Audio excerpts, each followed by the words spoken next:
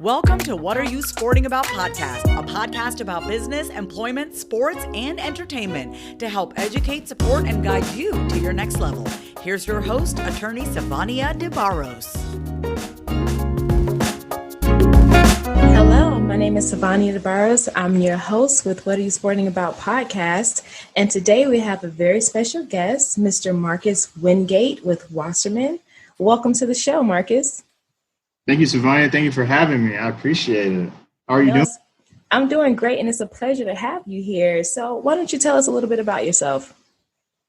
Well, I'm originally from a small town, East Jordan, Michigan. I moved there after living in Palm Beach, Florida for 10 years. I went to the University of South Florida, ended up walking onto the football team there my senior year. That's a longer story. And then went to grad school at USF as well, and an MBA in sports management program. And now I currently work for Wasserman, a sports lifestyle and culture agency where we represent athletes, making sure that they can take advantage of their brands and get the best contracts possible. And then we also aid brands and properties on how to best reach their consumers through sport and entertainment. That's really cool. So you and I have spoken a little bit prior to this podcast about athletes and educating them to understand their brands and knowing why branding is important. So share with us a little bit about the mission of Wasserman and educating professional athletes on why they need to know what branding is and how it can help them to develop a brand that could possibly be lucrative one day. Yeah, so for us, the way we work with athletes, and even not even just on the agency side, but when we're working with brands and properties and educating them on how to best work with athletes, it's really about being authentic. Like, what is your mission as an athlete? And then what's the call to action that you want to create based on that mission? So it's really mission first, then create what the products and takeaways would be for the consumers, for your targeted audience. We can't be all things to all people. So really understanding who are you targeting that mission towards. That's so true. You cannot be all things to all people.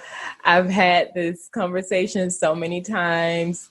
Like, you can't wear every single hat and think that you're going to do something great. It's not going to work. You're not cut from the cloth for everyone, if that makes any sense. No, it does. Hey, yeah. Everything is not for everybody. Right, exactly. Talk a little bit about this call to action, because I'm going to tell you, so even as a professional and lawyer, one of the issues that I didn't understand as a baby lawyer when I first started was branding. And I didn't understand creating, even if it was a simple social media post, actually creating a call to action. And I think a lot of people forget about that. We create amazing looking posts, but we never submit a call to action. So it just basically sits there. So talk a little bit about what a call to action is and why, especially professional athletes who are trying to individually establish their own personal brands, why they need to implement that particular thing in the social media world or in any type of place where they may go and set up to ask someone to do a certain thing or to engage with them. Why is the call to action important?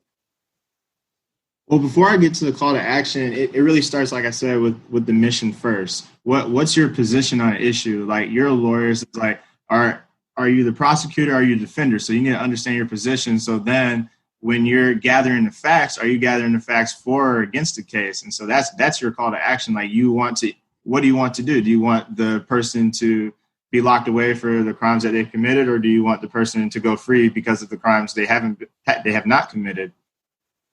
Makes sense. And it's almost like, I just take it back to sports. When you said know your position, you're not going to walk onto a field or court or track and not know your position. You're going to stay in your lane. You're going to do what you've practiced to do.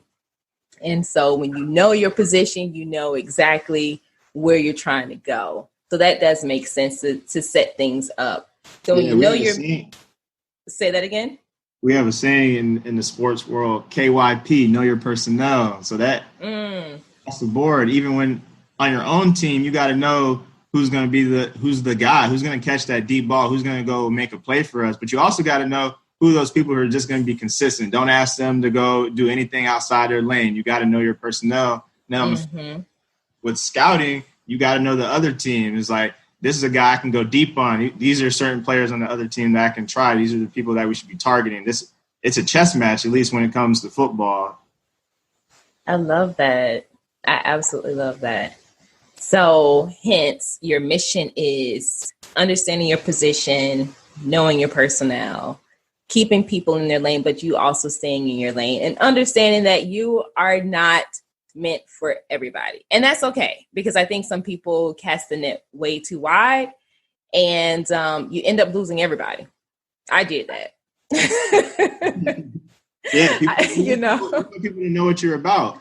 And right. People can know what you're about. You need to know what you're about first. And so that's why I say creating that mission statement, that brand positioning statement, that's the most important piece, because that's going to be your North Star. That's your guiding light. That's going to let you know what kind of post should I post during, obviously, the travesties that are going on in our country now. That'll help you craft your response to, like, I don't know what to say during COVID-19. It's like you double down on who you are. You know, you rise to the occasion of who you are, and you really fall down to that preparation. Yeah. And that just goes back to something you said earlier is, having authenticity. So when things do happen, and if you stay true to who you were, I mean, it helps to really strengthen your brand, because people start to trust you and know who you are. And they're like, wow, I can really get behind this man or this woman, because no matter what happens, we know you. It's not like we're trying to get on board with an entirely different character. Yeah, you have to take pride in what makes you unique. Right. Absolutely. So how can professional athletes, whether they are current or formerly pro, strategically use their brand? So once they've identified their mission, they have been using their brands in an authentic way. They've gotten people to get on board through some form of call of action. How can they strategically use the brand? So that then becomes the fun part. There's a lot of ways to strategically use your brand. You can go to big moments, like you can go to the Super Bowls, you can go to All-Star weekends, and you can be there and you can call that a part of your brand. But what makes you truly unique in those environments are what can you do to add value to those type of events? How can you kind of take the moment away? Like, we understand it's All-Star weekend. It could be All-Star weekend in Chicago, but what can your brand do to really set itself apart from the competitors that are there? You can build from the ground up. You see guys like LeBron, and it's like, obviously he's a megastar, but at the beginning of his career, he was just a guy with a lot of expectations. And thankfully for himself, he rose to those expectations, and he's built off sub brands from the mega brand that is LeBron James. Like, you see his partnership with Nike, and Nike was that is always supporting their athletes, and they double down on that. They don't care that people don't support that. They support peaceful protests against police brutality. They don't mind losing those consumers because they know who they are as a brand, which makes it easier for athletes like LeBron James to really double down. It's like, love working and being a partner with a company like Nike. No, you touched on a lot of things. So, Nike is a very well-known brand, and it actually it surprised me in a good way when the Kaepernick issue was very, very prevalent. It was so fresh in the country, and people were talking about it, and a lot of athletes were kneeling with him. But of course, he couldn't get another contract. And then one day, I don't know if you saw this commercial, but one day Nike comes out with this fire commercial with Kaepernick and Serena. Yeah. I mean, it was so cool. I was like, I will forever wear Nike and Chuck Taylors. That's the thing. That's the thing with Nike. You never see them say, "Hey, we're having a sale." They don't tell you, "Hey, that's a Nike shirt." Like, it's just and doubling down on their mission, and that's what they produce. They do a fantastic job. It was like, where we work at Wasserman, and one of our subsidiary companies is Laundry Service and Cycle, and they do a lot of great work with Nike and to produce those messages. And it's just outstanding what they do. And it's like, so outstanding. And they trust, not only do their base trust them and appreciate their realness, but I think Nike doesn't give a crap because they're like, we know our followers are strong. Like, they're gonna stand with us, period.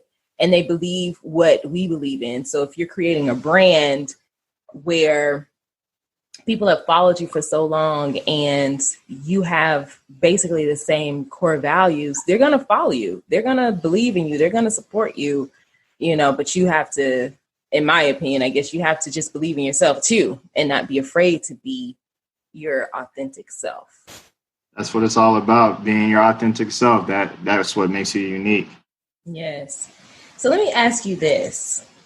What's the biggest misconception about a brand or branding in the professional athlete world? I can really speak from my experience and just what I see when, whether I'm doing any social listening or doing any casual scrolling through social media. I like to think I have a pretty diverse set of followers and people that I follow. And it's interesting that people really equate building that personal brand to not being a team player, to being a selfish person. That is such a large misconception. Like, there is a way, like, life is so abundant that just because someone wants to elevate their personal brand doesn't mean they're diminishing the purpose of the team. Right. And doesn't mean that they're self-promoting. They're borrowing equity from the team. Like, if I'm a Laker, like, of course I'm gonna build my personal brand off of the Lakers. They're a storied franchise. Lots of rich history. Why would I not want to be associated with that brand? And that's why the NBA does a really good job. They let players build their brand off of the NBA because they know that those players are then going to be able to reach an audience that the NBA as a whole wouldn't be able to reach without those players. So the empowerment within just their structure is really exciting. And it really proves to show that these guys aren't selfish promoting. Both the players and the league work together to build each other's brands. And to me, that's a beautiful thing. And then with any company, like, obviously there's setbacks, there's drawbacks. You see the contract disputes, but all that is just a part of the war and the battle. Yeah. It is a beautiful thing because it's vice versa, right? So a lot of these athletes are mega stars almost overnight, and they tend to draw a crowd. But let's be real. Like, if you are in the pros, the Players Associations is the biggest thing, right? People have been following them for a long, long time. And so it's beneficial to both because you have sometimes this newer select group of people who are coming up and following the athlete, which is good for whatever playing association they're with, whether it's NBA, NFL, FIBA, FIFA, you know what I'm saying?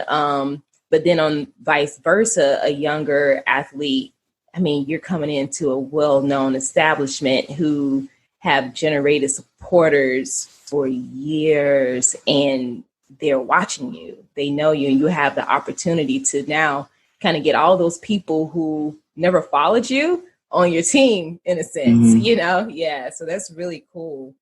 To that note, so more people actually follow athletes than they do leagues and teams. And I can speak to myself as, like, I follow athletes more than, like, I don't actually think I follow the NBA on Instagram. Like, I may follow LeBron James, right. Follow Ja Morant. He's a young guy who's looking to do some big things in the league. That's how I follow the NBA. It's not to say I don't watch the NBA and I don't care what they have to post. It's just, that is just the nature of how younger generations are starting to follow sports. And for leagues to take advantage of that, I think contagious. Yeah. But those players should also be compensated as such because they do hold the power. Right. No, that's a great point. That's a great point. Yeah, they should be compensated. But what we talking about today, it goes back to establishing your brand and making sure that you're creating a brand that you can demand what you believe you should be receiving.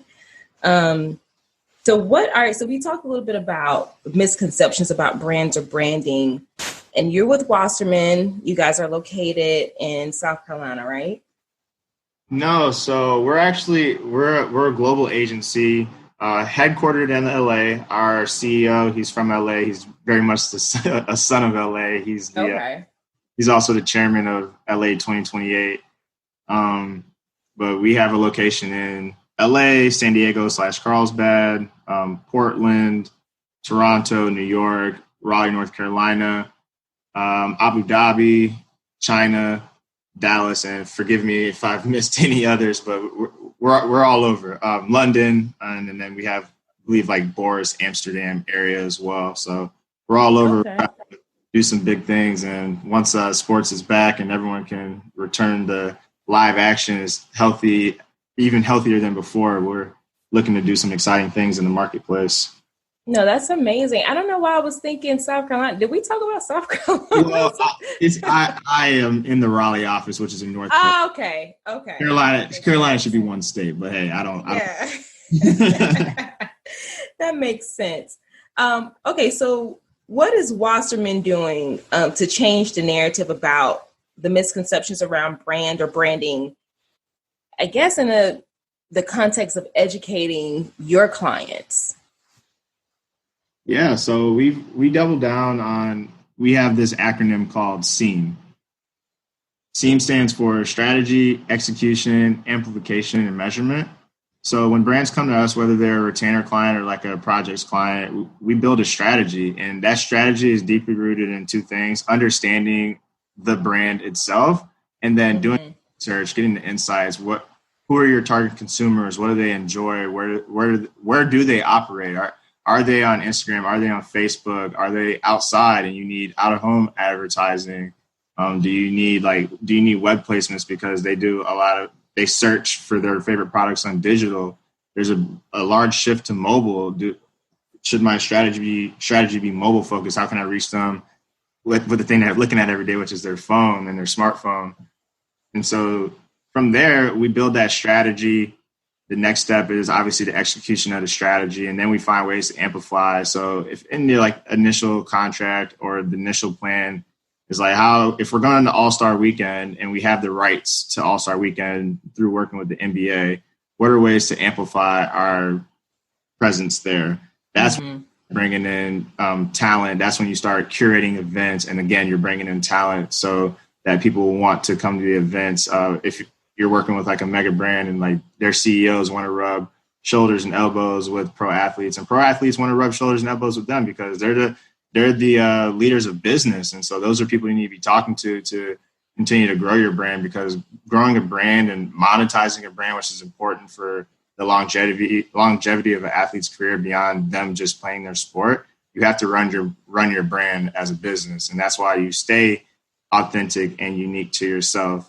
And so then from that amplification, we hone down on that M, measurement. And so it's how effective was the strategy? How effective was the execution? Did the amplification work in the ways that we did? And so that's basically our constructive success review. It's what did we do well? What didn't we do so well? And what should we do as we move forward? And so we take that approach with our clients. We take that approach with our athletes. And personally, it's learning that methodology and that system at Wasserman. I kind of try to take that approach in my life. I absolutely love that. And it's so simple to remember, too, for your clients, because they can kind of measure themselves as they go through the whole process of building their brand. Okay, have I hit this point? Have I figured this out? Have I, am I tracking what I'm doing so far to make sure that I'm creating a reliable brand? And a lot of athletes don't realize that when they step on to whatever field of court or track that they already are a brand. They may not be a well-known brand, but you are a brand, which means that you are in business. And I think everything that you do is building your brand, whether you like it or whether you know it. Right, exactly. And so that I think it's starting to catch on now, especially in this current day and age.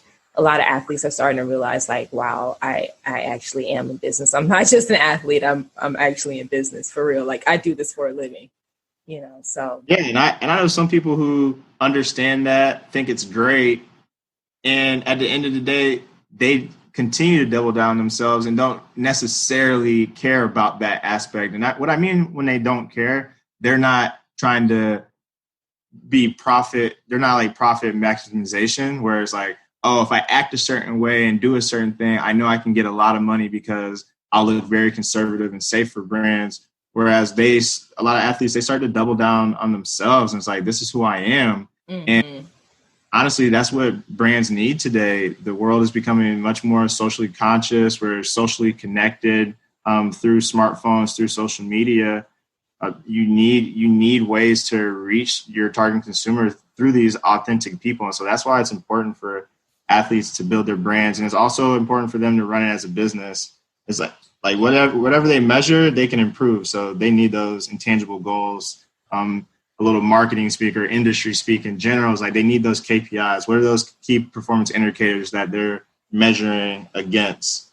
And at the end of the day, their brand holds them accountable to what they say they were going to do. Mm-hmm. That is true. That is so true. So you definitely got to make sure that, what do we used to say when we were kids? Like, put your money where your mouth is. Hey, that's all it is. Money where your mouth is. Like, if you're going to talk that cash. Right. Talk the talk, walk the walk. That's all it is. Yeah, that's exactly. That's actually a really good way to know what your brand is. And this is not just for athletes, it's for anybody. Where are you putting your time? Where are you putting your money? And where are you putting your energy? Shout out to my boy, Stephen Clark. He really put me on that. It's like that's your brand. Like that's wherever you put your time, energy, and money towards, that's who you are. No matter what you say. Because if you a seventh grader survey, they might say they're a 7-foot purple dragon, but find out where people are putting their time, money, and energy to, that's who they are, whether they like it or not. Exactly. So what kind of athletes do you guys normally represent over there at Wasserman? We represent athletes who want to be the best. I know that's right. Okay. We have a very robust talent base. A good friend of mine actually just signed on to Wasserman. An agent, his name is Chaffee Fields, one of his athletes. Thanks for joining us this week on What Are You Sporting About podcast. Make sure to visit our website, prosportlawyer.com, where you can subscribe to the show in iTunes, Stitcher, or whatever your favorite platform is, so you'll never miss a show. And while you're at it, if you found value in the show, we'd appreciate a rating on iTunes or iHeartRadio. Or if you'd simply tell a friend about the show, that would help us out too. If you like the show, you might want to check out our book, What Are You Sporting About? Attorney Sivonnia DeBarros is available for private consulting at sldebarros.com. And remember, we're here to educate, support, and guide you in your journey to success, because we're all sporting about something.